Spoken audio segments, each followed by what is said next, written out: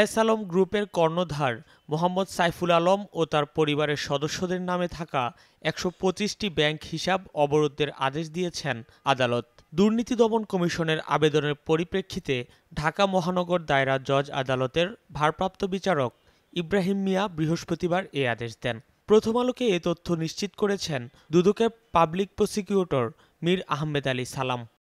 Bank হিসাব অবরোধের এ আবেদন করেন দুদকের উপপরিচালক মোহাম্মদ আবু সাইদ। দুদকের পক্ষ থেকে বৃহস্পতিবার লিখিতভাবে আদালতকে বলা হয়, এস আলম গ্রুপের চেয়ারম্যান মোহাম্মদ সাইফুল আলম ও তার পরিবারের সদস্যদের বিরুদ্ধে Singapore, British Virgin Island, Cyprus ও অন্যান্য দেশে $1 মিলিয়ন পাচারের অভিযোগের অনুসন্ধান করছে দুদক।